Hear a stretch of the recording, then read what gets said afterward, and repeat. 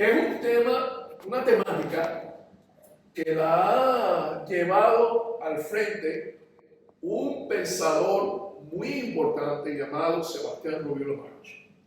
Y Sebastián Rubiolo March ha hecho muchos estudios, una persona bien famosa y bien conocida, ha escrito varios libros, que a mí me gusta más un libro bien pequeño, muy chiquito, llamado Encuentro con la mitología taína. Y la temática en la cual él se enfoca más es la relación entre lo opuesto, pero al mismo tiempo armonizando. ¿Vale? Entonces, él habla de lo caliente y lo frío. Él habla de lo mojado y lo seco. Arriba, abajo. El sol, la luna. Hombre, mujer.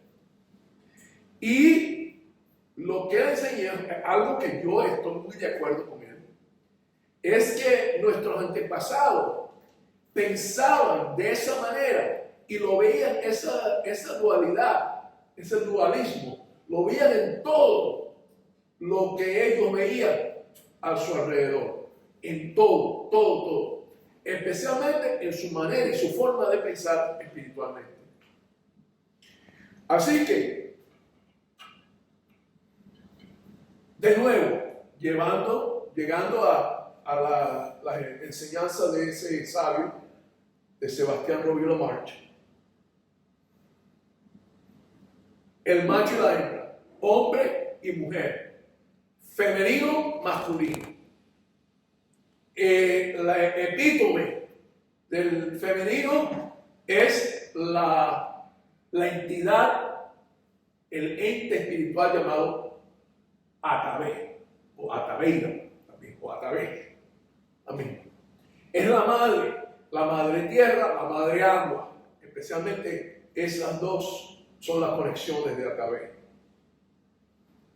La fuente de donde emerge la vida. La fuente de donde emerge todo.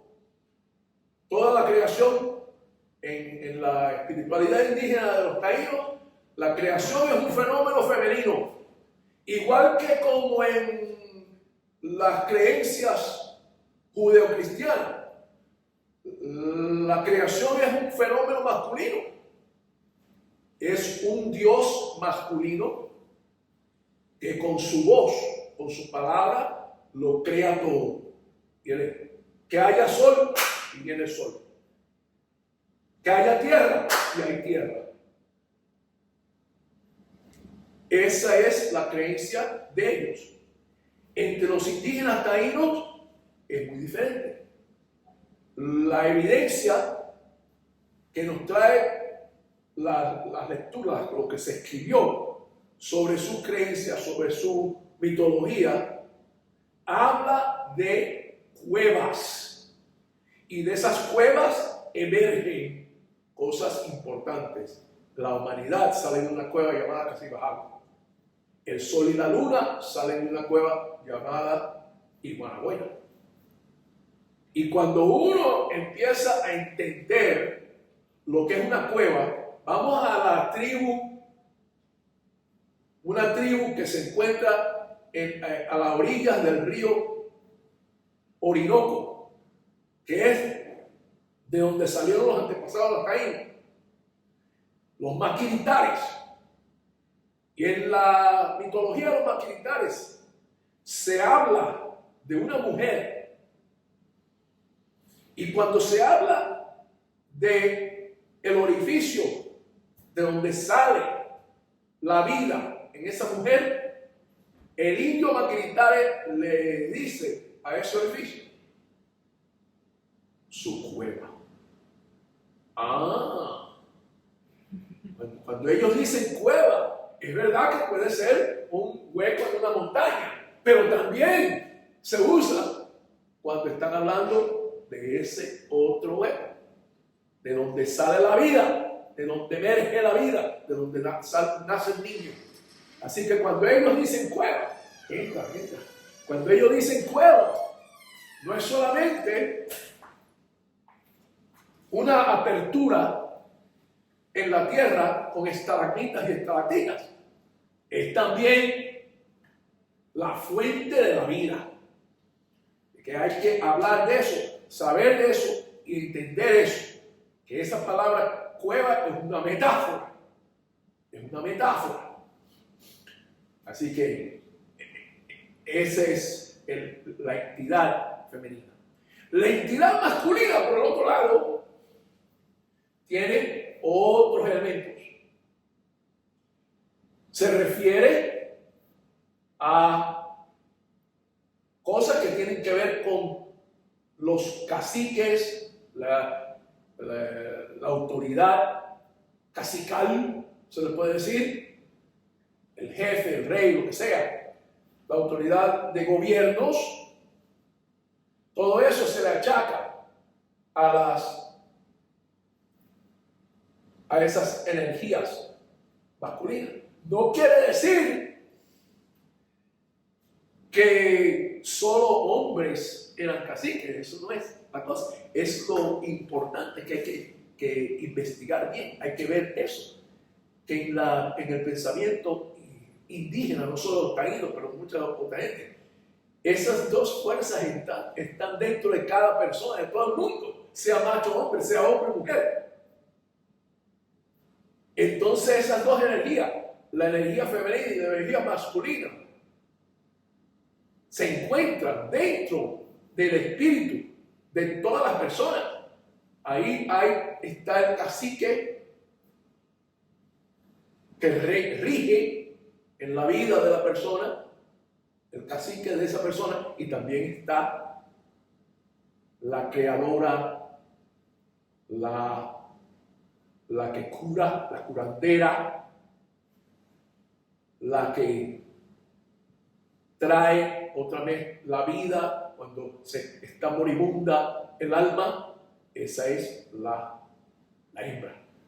Esas dos. Y eso lo enseñamos nosotros en la entidad a la cual yo pertenezco, que se llama el Círculo Espiritual Indígena Caney. Pero también compartimos eso. Ahora, ¿estamos de acuerdo con todo lo que enseña ese hermano? No, nosotros diferimos en algunas cosas. Hay algunas cositas donde nosotros decimos, no, espérate, hermano, ahí no estamos de acuerdo. Y yo no he hablado con él. Nosotros somos amigos en Facebook.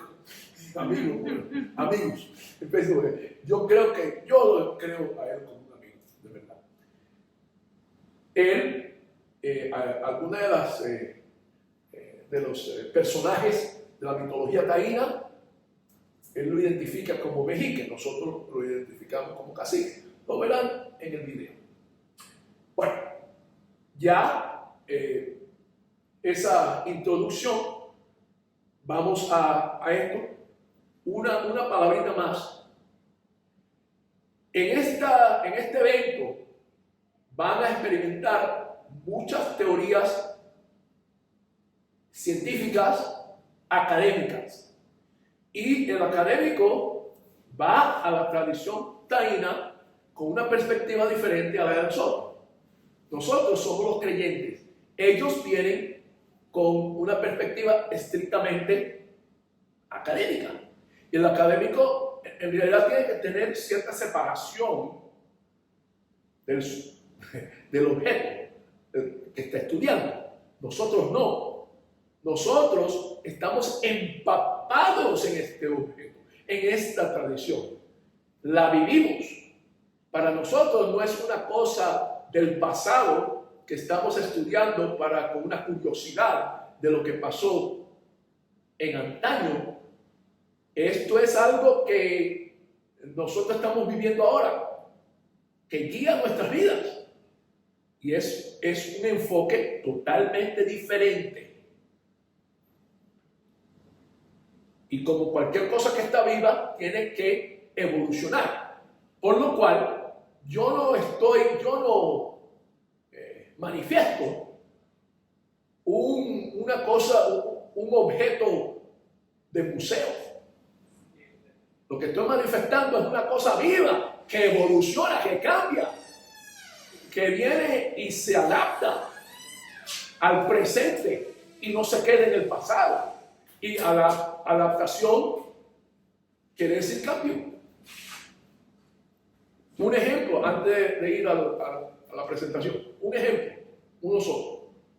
En el pasado, nuestros antiguos antepasados, cuando una persona se moría, la enterraban y después algunas veces, después de haber pasado un tiempo, descubrían los huesos, los limpiaban, algunas veces calcinaban algunos de esos huesos, los quemaban y los ponían en unas higueras, en unas jícaras, y las colgaban del techo de la casa. Y algunas veces el cráneo lo enterraban debajo de la casa. Bueno, nosotros no hacemos eso ahora, pero mantenemos la tradición con una ceremonia metafórica, simbólica, en la cual quemamos unos objetos que representan al difunto. Ponemos unos papelitos que tienen escritas algunas palabras alguna poesía que ellos querían, alguna canción, una fotografía de una mascota amada, el perrito, y lo poníamos, lo quemamos. Y con esa ceniza lo ponemos en una jícara y la colgamos. Y tenemos una tradición de tener unas tablitas que ponemos en la pared, y cada tablita tiene la fotografía de un difunto y la jícara, una pequeña jícara colgable. Y eso, de esa manera nosotros mantenemos esa tradición sin hacerlo exactamente como lo hacían los antepasados, porque todo evoluciona. Bueno, para adelante. De acuerdo al criterio de los autores, como Sebastián Rubio Marcho, la espiritualidad de los antiguos taínos estaba basada en una tensión equilibrada que existe entre la energía masculina y las energías femeninas del cosmos. Y esta es una página de él que presenta la cosmología de la religión taína, que pone Yokahu, el macho, Atabé, la hembra, él representando el cielo, ella representando la tierra. Y esto es importante, Yaya en el medio. ¿Qué es lo que es Yaya? Esto es algo que nosotros compartimos con Sebastián Rubio Marcho.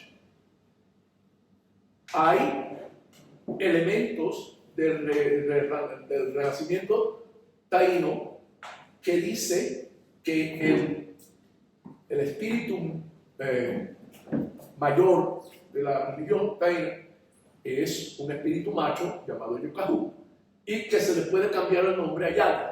Yokahu es Yaya, y es el espíritu supremo. Con mucho respeto, no estamos de acuerdo con eso. Muy importante, Rubio Lamar también está de acuerdo con nosotros. El espíritu supremo, Yaya, no es ni macho ni hembra solo, es las dos cosas. Es las dos cosas. Es la unión equilibrada de Yokahu el macho y Atabé la hembra. Los dos juntos. Mucho de esto es eso, la unidad, la dualidad. Yokahu, Atabé se juntan y forman la fuente universal de todo. Es la unión del macho y la hembra. Y todo eso ustedes lo pueden, si tienen el interés, lo pueden buscar en las lecturas de las escrituras de Sebastián Rubio Marcho. Este equilibrio manifiesta su máxima intensidad en la relación entre los dos seres supremos del universo, que representan esas dos energías. Yokahu, el ser supremo masculino, y Atabé, el ser supremo femenino. Sin embargo, existen otras manifestaciones de esta relación equilibrada en la mitología taína, y la más intensa es la que se desenvuelve en la relación entre los personajes legendarios Guajayora y Guabonito, y también entre los semíes hermanos gemelos Boinayer y Marlon. En la opinión de Rubén March, esta relación entre lo femenino y lo masculino se reflejaba en la relación entre los dos personajes más influenciales de la comunidad taína, el cacique y el vejique. He aquí una representación, de estas manifestaciones espirituales basada en la tradición legendaria de los antepasados taínos según los estudios del sabio Sebastián Rubio March y otros. En el episodio de Guabonito y Guajayona de las Crónicas Taínas, el protagonista es un personaje llamado Guajayona, que es uno de los residentes de la cueva ancestral Casibajagua. El estudioso Sebastián Rubio Lamarche sugiere que este ente legendario representa el primer vejique, especialista o guía espiritual. Pero nosotros, en el Círculo Cané, proponemos que Guajayona es el primer cacique, caudillo o líder temporal o político, un jefe. Al principio de este episodio, Guajayona se encuentra irritado. Pané comenta lo siguiente. Sucedió que uno que tenía por nombre Guajayona dijo a otro que se llamaba Yahubaba que fuese a coger una hierba llamada digo, con la que se limpian el cuerpo cuando van a lavarse. Este salió antes de amanecer y le cogió el sol por el camino y se convirtió en pájaro que canta por la mañana como el ruiseñor y se llama Yahubabayay.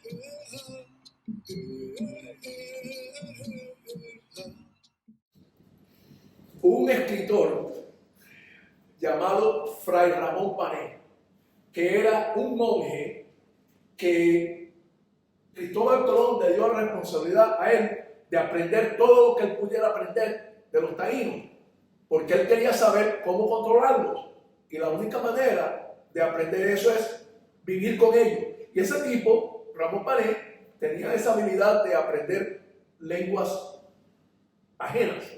Y él aprendió algo del taíno y aprendió de él. Entonces, él escribió muchas de las cosas. Entonces, mucho de lo que nosotros sabemos y nos basamos de las tradiciones mitológicas de los taínos vienen de las escrituras de Ramón Pané. Así que yo voy a hacer algunas citaciones. Sí, yo le digo citas, pero creo que es citaciones. Yo voy a hacer algunas citaciones de Ramón Pané y esta es una de ellas. Y aquí él habla de ese señor Guajayona diciéndole a uno, sal y busca unas hierbas. Y el hombre salió y el sol lo convirtió en un pájaro. Pero en la tradición de nosotros, del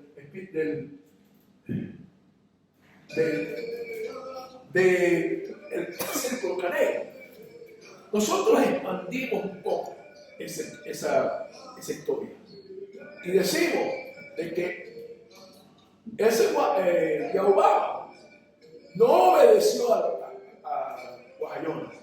Él se rebeló contra Guajayona. Él salió, recogió las hierbas que Guajayona dijo, busca las hierbas medicinales que las necesitamos aquí. Y él las encontró y se quedó con ellas. Y las usó para lavarse él y curarse las enfermedades que había en la cueva. Y no se las llevó otra vez a sus compañeros en la cueva. Y por eso es que vino el sol y lo convirtió en pájaro. Fue un castigo. ¿Será esa la verdadera interpretación del cuento? Entonces, no sabemos. Tenemos que responder a la inspiración de los espíritus, a la inspiración de nuestros antepasados que nos hablan en nuestros sueños. Y de ahí sacamos esa interpretación. Los académicos dirían, Miguel, tú estás loco. ¿De dónde tú sacas toda esa cosa? Bueno, yo no soy académico. Y eso es lo que me han dicho mis antepasados. Y esa es la razón que vino el sol y lo convirtió a él en un pájaro.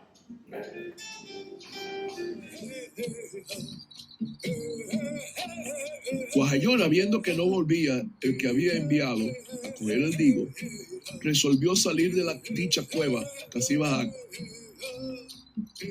Y después Pané continúa de esta manera. Que Guahayona, indignado, resolvió marcharse, viendo que no volvían aquellos que había mandado a coger el digo para lavarse. Aquí termino esta cita de Pané. Para nosotros en el Círculo Cané, el hecho de que Guahayona tenía la capacidad de mandar a otro hombre de esa manera a buscar algo y que al no regresar ese otro hombre le causara indignación, nos sugiere que este Guahayona ejercía cierta autoridad en la comunidad de la cueva ancestral, por lo cual nos parece que este Guahayona es un jefe o cacique. Esta sospecha se confirma después con otros sucesos del cuento. Como se ha de suponer, Guahayona no sabe por qué Yahubaba no regresó. Nunca supo que el sol lo había arrebatado. Guahayona llega a la conclusión de que Yahubaba simplemente lo desobedeció. La irritación de Guahayona al sentirse menospreciado por los miembros de la comunidad de la cueva, que él piensa no lo obedecía de la manera que quiere ser obedecido, le compele a actuar de forma irracional. Casi como para vengarse de la comunidad, Guahayona se propone abandonar la cueva y llevarse a todas las mujeres con él, mandándoles a ellas que recogieran cierta hierba llamada huello, con la que se lavaban como con el digo, y que se la llevaran con ellos al irse. Ramón Pané comenta lo siguiente: y dijo a las mujeres: dejad a vuestros maridos y vámonos a otras tierras, y llevemos mucho huello.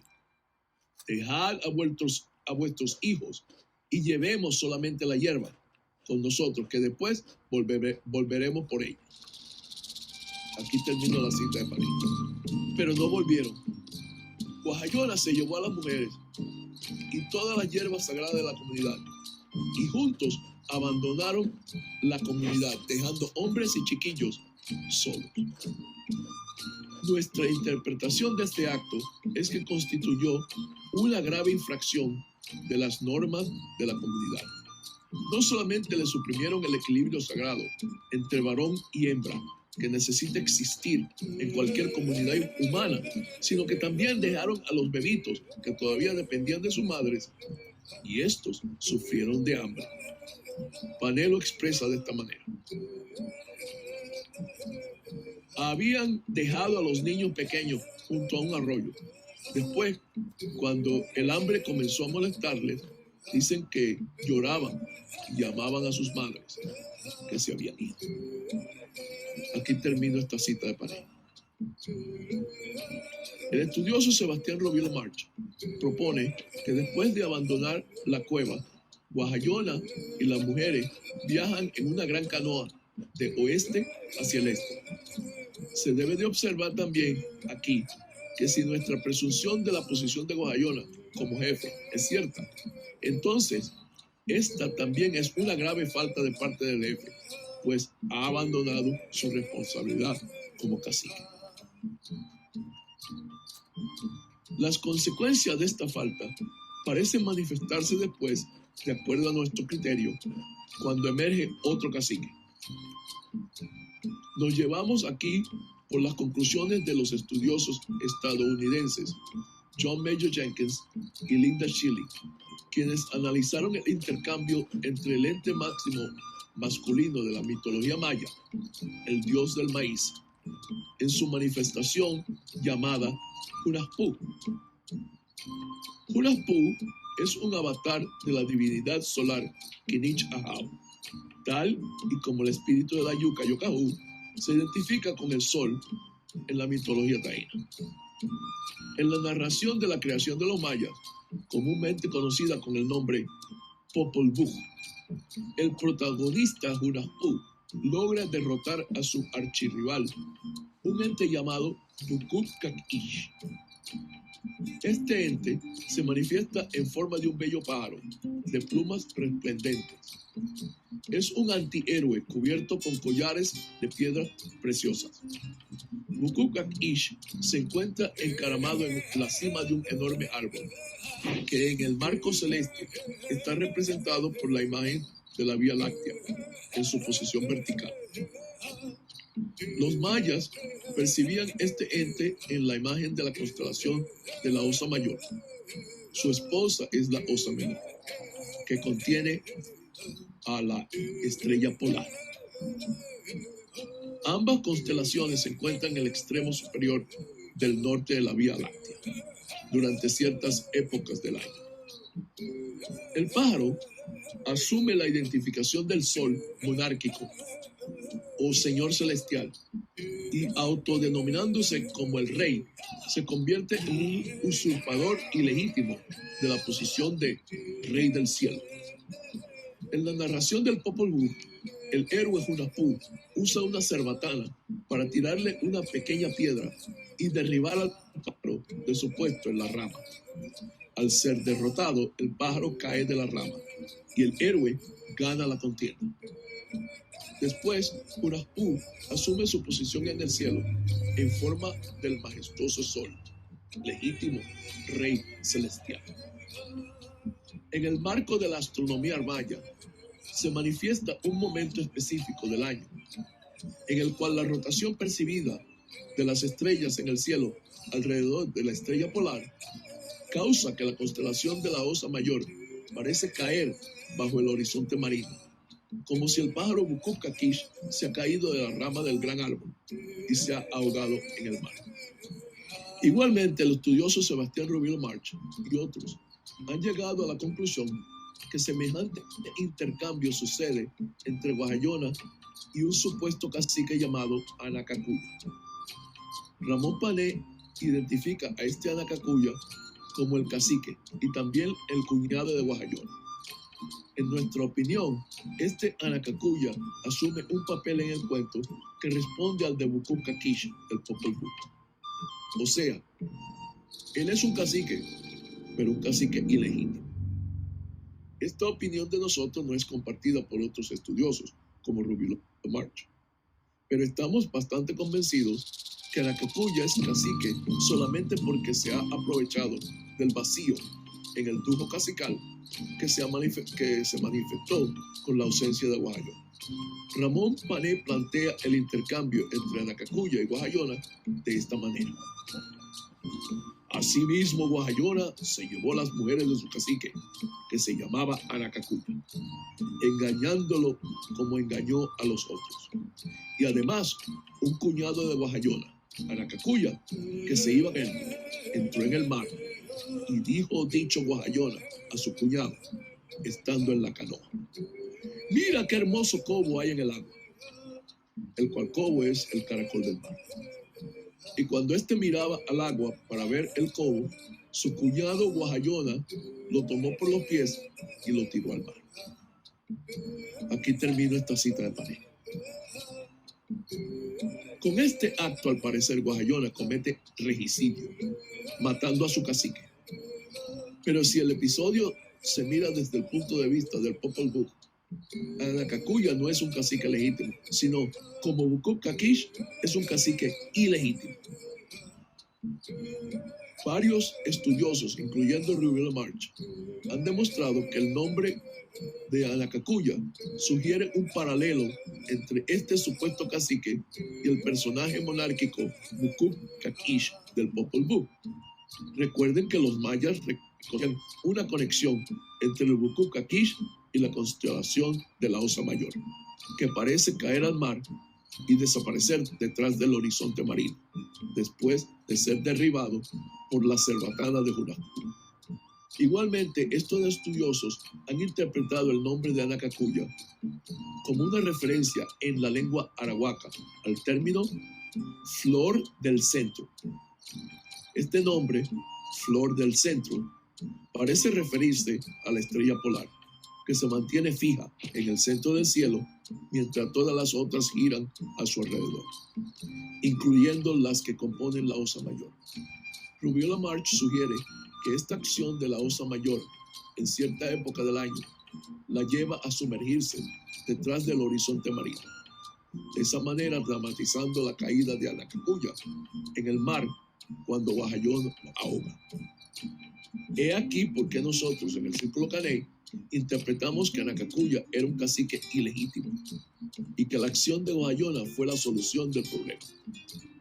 Reconocemos que el hecho de que Guajayona abandonó la comunidad y los dejó sin cacique fue la razón por la cual Anacacuya tuvo la oportunidad de tomar el puesto de cacique temporariamente, como lo hizo Mucupca Kish en el Popol Vuh Maya. Pero después, el héroe protagonista de la narración parece redimirse al eliminar al cacique ilegítimo para más luego regresar al dujo cacical y restablecerse de nuevo en su posición auténtica de cacique. Desafortunadamente para Guajayona, su regreso a su posición de cacique no es fácil. Su destino es pasar por un término de tiempo de sufrimiento expiatorio. Al parecer, las mujeres lo abandonan y se retiran a un lugar donde nunca más ser molestadas por hombres arrogantes. La nueva morada de esas mujeres es una isla llamada Matinino, voz que ha sido interpretada por algunos estudiosos. Estos estudiosos dicen que esa palabra matinino representa un término en la lengua arahuaca refiriéndose a la expresión lugar sin padre. Como si el abandono de las mujeres no fuese suficiente desgracia. Después de esto, Guajayona se enferma gravemente con una condición que le produce llagas en la piel. Guajayona trata de sanar las llagas, lavándose, pero no puede y se encuentra solo y a punto de morir. He aquí cuando Guabonito aparece en la narración. Guabonito parece ser una de las mujeres que acompañaron a Guajayona cuando éste salió de la cueva. El cacique errante acude a esta mujer y ella lo ayuda. Pané se refiere a este evento de esta manera. Al instante buscó muchos lavatorios para lavarse, por estar lleno de aquellas llagas que nosotros llamamos mal francés. Ella le puso entonces en la Guanara, que quiere decir lugar apartado, y así estando allí sanó de sus llagas. Después le pidió licencia para seguir su camino y él se la dio. Llamábase esa mujer Guabonito. Y Guajayona se cambió el nombre, llamándose de ahí en adelante Albeborael Guajayona. Y la mujer Guabonito le dio a Albeborael Guajayona muchos guanines y muchas cibas para que las llevase atadas a los brazos, pues en aquellas tierras las cibas son de piedra que se asemejan mucho al mármol y las llevan atadas a los brazos y al cuello, y los guanines los llevan en las orejas, haciéndose agujeros cuando son pequeños, y son de metal, casi como el florín. El origen de esos guanines dicen que fueron Guabonito. Aquí termino esta cita de Pané. Bueno, aquí se puede interpretar que Guabonito es una curandera muy capaz. Ella logró sanar al cacique, quien no pudo sanarse a sí mismo. La mención de la Guanara se ha convertido en un punto de contención en la resurgencia taína de esta época, pues existen dos interpretaciones. Hay algunos que dicen que al poner a Guajayona en un lugar aparte, como lo indica Pané, Guabonito simplemente le está imponiendo una cuarentena. Para nosotros, esto no parece lógico, pues las cuarentenas son prácticas en una situación comunitaria en la cual se debe apartar al enfermo de los sanos. En esta narración no existe ninguna evidencia que Guabonito y Guajayona se encuentran en un contexto comunitario. No hay nadie más presente, están solos. En este caso, la cuarentena es superflua. Más parece que la Guanara es algún artificio especialmente diseñado para curar a la gente. En las tierras vecinas de Mesoamérica existe tal tradición de un artificio curativo dentro del cual se puede poner a un enfermo para que se sane. Los Nahua de México le llaman temazcal y los mayas de Guatemala le dicen tú. Es el llamado saumerio de vapor o sweat lodge, en el cual se encierra la persona y se le echa agua a unas piedras muy calientes. Al tocar las piedras, el agua se convierte en vapor caliente y el que se encuentra allí empieza a sudar. Por muchos años, la tradición del temazcal ha sido dominada primariamente por mujeres, conocida por el título temazcaleras. Aunque siempre ha existido temazcal administrado por hombres, la costumbre tradicional se ha identificado más con mujeres. Similarmente, como la profesión de enfermera por mucho tiempo se ha identificado con mujeres en la cultura médica de los Estados Unidos. Nosotros sugerimos que Guabonito fue una temazcalera, curandera por excelencia, y la guánára es un temazcal. El guanín es un metal que ha sido identificado como una aleación del oro. Se ha llegado a la conclusión que el adorno más importante del cacique en la antigua cultura taína fue un disco de guanín que los caciques llevaban al pecho. Al ver que Guabonito le da los guanines a Guahayona después de curarlo, es lógico llegar a la conclusión de que ella está confirmando su posición de cacique. Por eso muchos taínos que participamos en el movimiento de resurgencia hemos llegado a la conclusión que los taínos antiguos, cuya cultura ha sido identificada como matrifocal, observaban una costumbre de instalación de cacique a través de las mujeres. Después de haber sido curado por la curandera Guabonito y después de haber sido confirmado como cacique por la misma, Guahayona regresa a la comunidad de la cueva un caudillo reformado, un nuevo hombre, una nueva persona, solo y contrito. Allí es destinado a colaborar con los otros hombres para recobrar nuevas mujeres para la comunidad, con la asistencia del pájaro mágico Inri. En esta interpretación de la escritura de Ramón Mané se ve un intercambio entre el cacique Guahayona y la vejique Guabonito. El cacique mitológico es un hombre, la vejique es una mujer.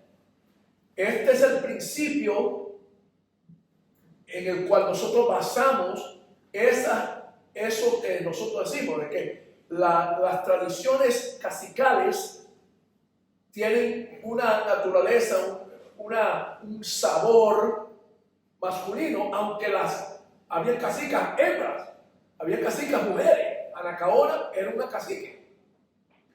Al igual, los mexiques como yo tienen el trabajo que nosotros tenemos, que es un trabajo de lo que en inglés le decimos nurture, de curar, de recobrar la vida.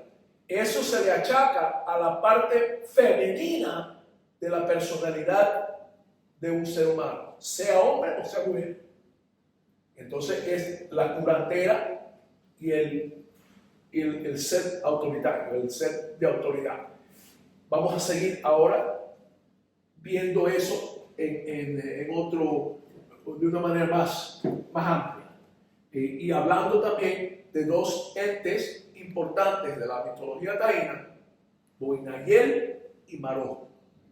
Guabonito representa la capacidad de sanar y de proteger cuando ella cura a Guahayona. También ella representa la capacidad de crear cuando crea al nuevo cacique. Ella es la creadora. Ella está creando un nuevo cacique.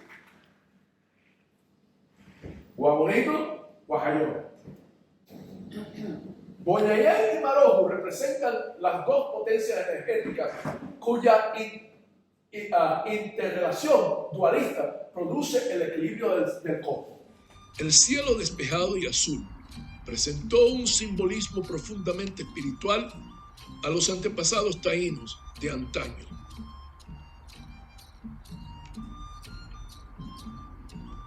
Esta escena le ofrecía una imagen del poder soberano del cielo soleado.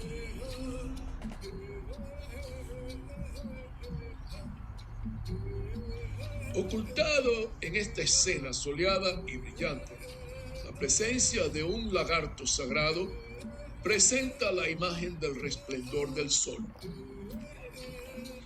Es la larga hilera de espinas en la espalda de la iguana, la cual sugiere el enlace entre esta criatura totémica y la majestad soleada del cielo azul y despejado. El sol se considera un jefe, un cacique, que enmarca en su personalidad la energía masculina que los ancestros taínos asociaban con cualquier jefe o cacique, sea hombre o mujer. El sexo del cacique, hombre o mujer, no importa con respecto a este concepto de este poder masculino, seco y solar, que esta persona asume cuando él o ella llega a su puesto en el dujo o banqueta simbólica que sirvió de trono cacical en aquellos tiempos. En cambio, al otro lado de la ecuación dualista, el cielo oscuro, nublado y lluvioso le presentó una imagen diferente a los antiguos taínos. No era un símbolo de tristeza ni negatividad. El cielo nublado en verdad simboliza el poder limpio, sanatorio y energizante de un chubasco purificador. Era el poder sanatorio del vejique. El cielo lluvioso representó la curandera Guabonito, quien supo curar al cacique Guahayona. Todo vejique o bojiti asume la identidad femenina de Guabonito, sea hombre o mujer. Las nubes se manifiestan en forma de serpientes celestiales, cargadas de agua pura. Estas serpientes simbolizaron no solamente las nubes lluviosas, sino también el largo conducto o túnel a través del cual los bojitis se comunicaban con el mundo de los ancestros. El legendario reino de Cuaybar, que se encuentra en las profundidades del útero materno de Atabey, la Madre Tierra, más allá de las cuevas sagradas.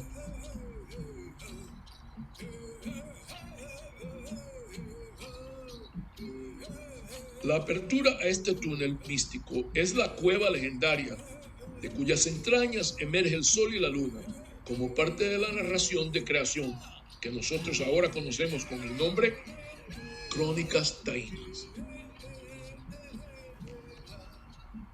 Los antiguos antepasados taínos le pusieron el nombre Iguanaboina a esa cueva.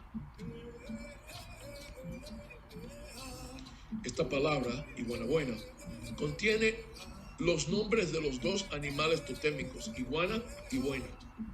El lagarto iguana masculino de los rayos secos del sol y la serpiente boina, húmeda, de las nubes femeninas lluviosas. Estos son los dos animales que representaron los dos conceptos ceremoniales, el cielo despejado y seco, soleado del cacique, y las nubes lluviosas del vejique. Dentro de la profundidad de la cueva sagrada Iguanaboina está el sitio de nacimiento del sol y la luna. Esta es la morada del Mahá, la serpiente totem del Caribe. Además de eso, allá adentro de la cueva Iguanaboina es donde viven los dos espíritus supremos del estado del tiempo. Estos son los dos semíes hermanos gemelos. Uno de estos dos es Boinayel, el espíritu de la lluvia, cuyo nombre quiere decir hijo de la serpiente parda. Este nombre es una alusión a las nubes serpentinas cargadas de lluvia del cielo tempestuoso. Boinayel es el espíritu o semí del tiempo lluvioso. Los surcos verticales que se encuentran en las mejillas de este semí representan las huellas de sus lágrimas. Esto no son lágrimas de tristeza, sino lágrimas de compasión. Esta es la compasión de un ser materno que quiere alimentar a su pueblo hambriento. Este es un semimacho, pero su personalidad es la de una madre llena de amor y misericordia. Esta es la enseñanza que nos demuestra que esta energía, que esto es una energía de compasión femenina que se debe de mantener vigente en el corazón de cualquier persona, sea hombre o sea mujer. Boinayel recoge la lágrima de compasión que se derrama en su mejilla, y de esa gota sagrada él forma la nube lluviosa, las serpientes pluviosas, de las cuales se inspira su nombre.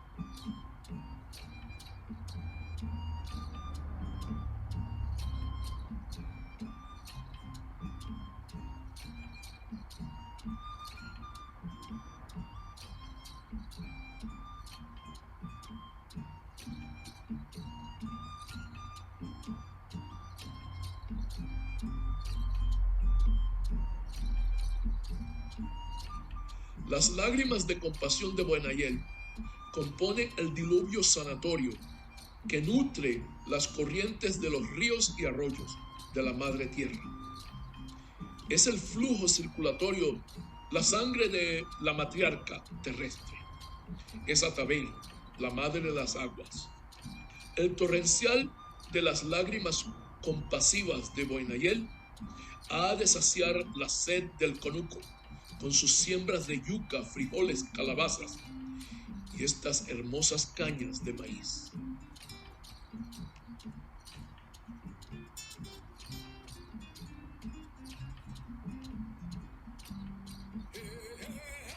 Allá, las entrañas de la cueva de Iguanaboina también son la morada del hermano gemelo de Boinayel.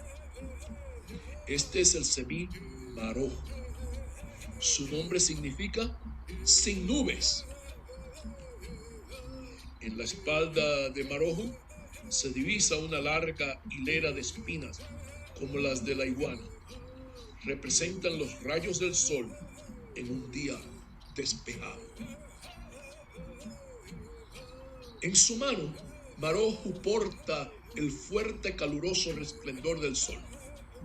Esta luz representa el resplandente brillo de autoridad del cacique, quien se encuentra sentado en el dujo de madera, la base del poder cívico-político. Él es la epítome del poder seco masculino que asume cualquier líder político, sea hombre o sea mujer. Esta potencia política es simbolizada por el cielo azul, despejado y seco, el día sin lluvia. Es la imagen de las espinas que radian en la espalda de la iguana solar.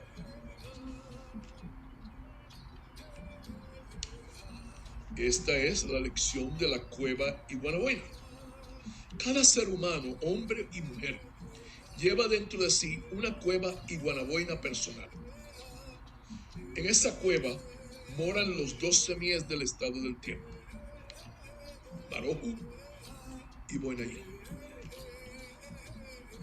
Marojo provee la energía seca masculina del cacique ancestral Guajayona, el poder de la autoridad y disciplina del cacique. Es el poder que inspira la disciplina propia, el autocontrol que guía los pasos del ser humano en el sendero de la vida bien vivida, sea hombre o sea mujer. En cambio, Boinayel le provee al ser humano la energía de la serpiente tótem, energía de compasión y la habilidad de aliviar y sanar de manera materna. Esta potencia sanatoria le brinda al hombre o a la mujer el poder de rescatar, de componer, de revivir lo que parece muerto. Es la magia de la curandera ancestral, Guabonito. Es la esperanza del futuro de la humanidad. Entonces, como le digo, estas enseñanzas en realidad fueron inspiradas en nosotros hace mucho tiempo a través de nuestras conversaciones, intercambios con los espíritus. Pero resulta que ya más recientemente vemos que este estudioso, Sebastián Rublevach, ha llegado a las mismas conclusiones, pero él por su vía académica y nosotros por nuestra otra vía de fe hemos llegado a la misma conclusión, muchas de las mismas conclusiones. En algunas cosas variamos, pero muchas de las conclusiones a las cuales él llega, llegamos nosotros. Y esta es una de las conclusiones más importantes, este intercambio entre las energías femeninas y las energías masculinas. Y ahora lo que quisiera es que estalle aquí un diálogo, una conversación.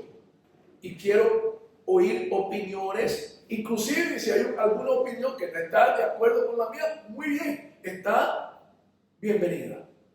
Como decimos, mabrica.